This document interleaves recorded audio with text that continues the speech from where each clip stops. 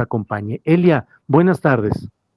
Buenas tardes, Julio. Al contrario, para mí es todo un gusto y un honor estar en tu espacio. Muchísimas gracias por la consideración y para hablar justo, ¿no?, de estos temas que comentas que consideramos que son muy importantes para tu auditorio.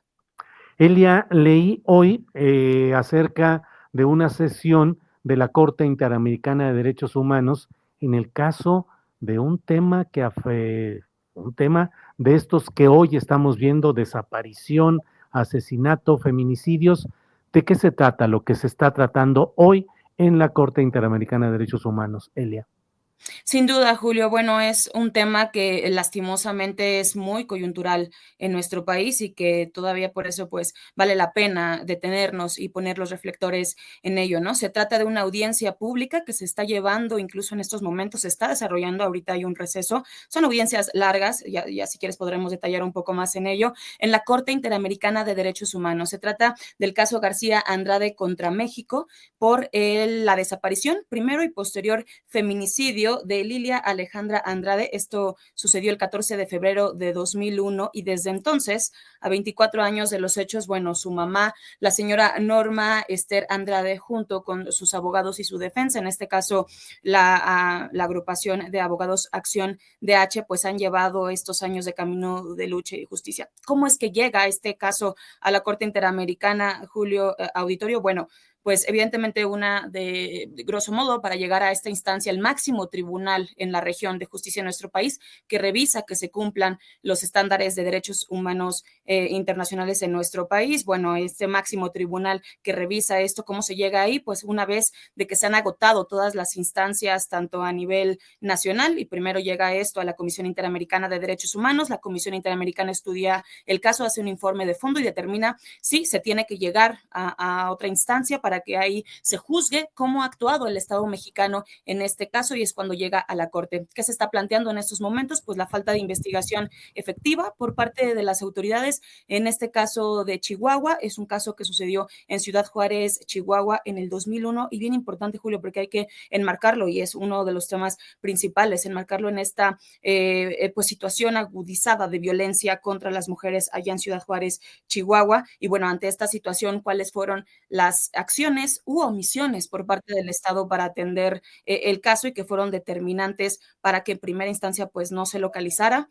a Lilia Alejandra y después pues que se encontrara su cuerpo con signos de violencia y pues con signos de violencia feminicida, ¿no? Y es en este contexto que, bueno, comienza esta lucha y se llega a este punto, Julio. ¿Qué ha sucedido en estos momentos? Bueno, primero hubo el testimonio de la mamá de Ana Lilia, la señora Norma Esther Andrade, quien explicó pues cómo fue, ¿no?, estos hechos, cómo sucedieron, esta revictimización que tuvo por parte de las autoridades, que a propósito, y te digo, muy coyuntural, una de las cosas que decía frente a juezas y juezas de la Corte Interamericana es: lo primero que hicieron fue decirme esperar 72 horas y que la fuera a buscar con el ex esposo, con el marido, ¿no? Esta forma de revictimización, más una serie de omisiones que ha señalado y las dificultades que ha tenido en el caso. Después le tocó al testigo por parte del Estado mexicano, un agente del MP adscrito a la Fiscalía de Chihuahua, que está pues haciendo sus argumentos. Ha tenido cuestionamientos por parte de las juezas y los jueces que no ha podido responder. Bueno, pues aquí estamos. Ya sabe usted que el Internet nos sigue jugando algo complicado. Ahora ha sido Elia Almanza quien se ha salido de cuadro. Pues sí, ahora se salió, al menos eso es lo que se cortó. Vamos a esperar unos segunditos, pero me pareció muy importante lo que nos está platicando Elia Almanza, porque nos da una clara noción y una muestra. 24 años después de ese secuestro y asesinato, no hay, la familia y los abogados tienen que seguir buscando que haya un acto de justicia contra revictimizaciones y contra el manejo equívoco. Por favor, no se enojen quienes crean que estamos hablando de cosas de este momento, no se habla solo de lo que pueda estar sucediendo hoy, sino que es una secuencia de 24 años en los cuales se ha tenido que ir luchando en esa Corte Interamericana, un proceso muy largo. Elia, ya estamos de regreso. Hacían del Internet jugando con todo esto, así es que adelante en lo que nos... Sí. así pasa, Julio, así Sí. pasa, pero bueno. Ahora, Elia, ¿por qué 24 años? ¿Cuál es la postura del Estado mexicano? ¿El Estado mexicano se niega a reconocer o aceptar qué? Pues mira, es bien interesante, Julio, porque esta precisamente fue una de las últimas preguntas que le hizo uno de los jueces a este representante del Estado, bueno, testigo presentado por parte del Estado, después de que Norma pudo explicar estos sinfines, porque 24 años son demasiados, de obstáculos para llegar a la justicia, le pregunta el juez al testigo del Estado, bueno, ¿qué ha impedido? ¿Por qué si ustedes, como nos comentan, han hecho estas líneas de investigación como nos las han explicado y se ha tratado con perspectiva de género, que por cierto no fue capaz de explicar cómo fue una perspectiva de género en el caso, ¿no? ¿Por qué a tanto tiempo, no? Y el perito simplemente responde, bueno, están abiertas las líneas de investigación y se trata de un caso complejo en el que se sigue trabajando. Se limitó a decir eso, Julio, y bueno, ay, perdón el ruido también en las No, no, no importa, no se oye. pasadizo. Y lo que ellos comentaban es, bueno, ¿por qué no de entrada se hicieron unas pruebas periciales y que pudieran obtener, por ejemplo, y cotejar de manera adecuada pruebas de ADN que se habían obtenido por parte de la víctima de esta Lilia Alejandra y cotejar con quienes están acusando, porque hay un imputado por estos hechos, con quienes están acusando de haber cometido el feminicidio? Sobre este hombre, pues la mamá, Norma, dice que es un chivo expiatorio y que se tiene que comprobar efectivamente.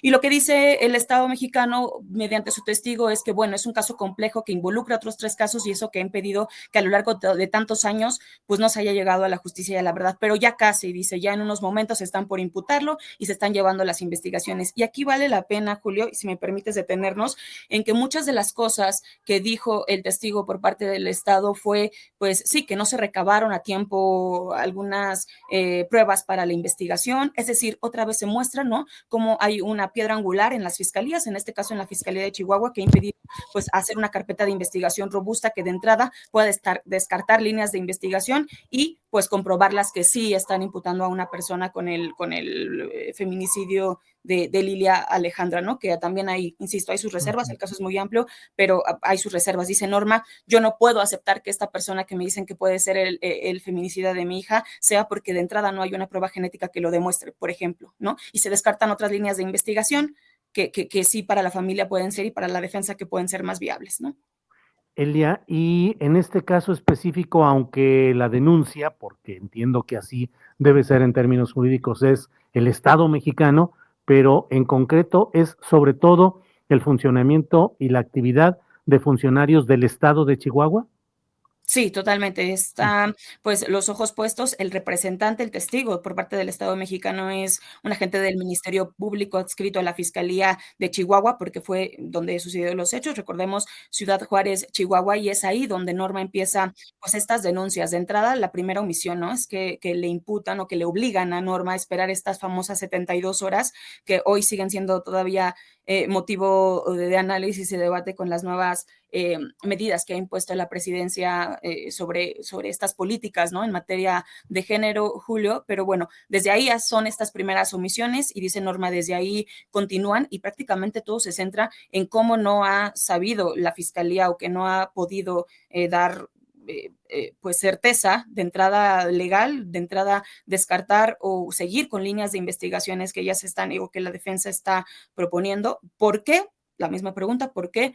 No se sabe, y lo que dice Norma, a pregunta expresa de una de las juezas y de uno de los jueces le preguntan a Norma, bueno, ¿por qué si nos comentan todo esto, ustedes consideran que no se ha avanzado en su caso? Y Norma dice, es voluntad política, es falta de voluntad política para poder hacer una carpeta de investigación efectiva por parte de las autoridades locales, y también lo dice por omisiones, ¿no? Por omisiones y también por complicidades. Hay un hombre involucrado, hay dentro de los rastros de pruebas genéticas que se lograron localizar, se también identificó, se relacionó a un presunto agresor del caso con un familiar de un agente del Ministerio Público en ese momento de las autoridades locales, con la familia de Enrique Castañeda Ugalde, y bueno, en este contexto dice también son decisiones políticas, y le pregunta el juez, ¿consideras que son también decisiones políticas las que han impedido que a 24 años el caso se resuelva?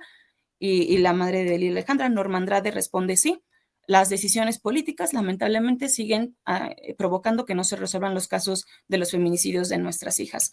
Y bueno, Julio, historias que conocemos lamentablemente muy cotidiano, que se repiten una y otra vez, pero bueno, el hecho de que este caso llegue a la Corte Interamericana, que es la máxima instancia de la región para revisar pues la procuración de los derechos humanos en los estados, pues sin duda es un paso importante y es un precedente, no el primero, recordamos que tenemos antes también campo algodonero, ¿no? De violencia contra las mujeres.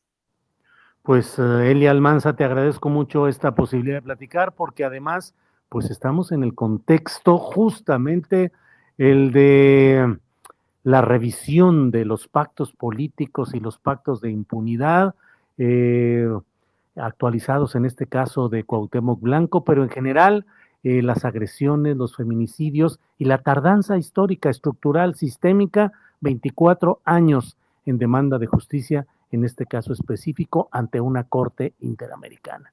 Elia, a reserva de lo que desees agregar, yo te agradezco mucho esta posibilidad de platicar contigo y que nos ayudes a tener ese contexto y esa referencia, pues hasta de tiempos y de la larga historia que tienen que llevar las víctimas o los familiares de las víctimas para intentar que haya justicia.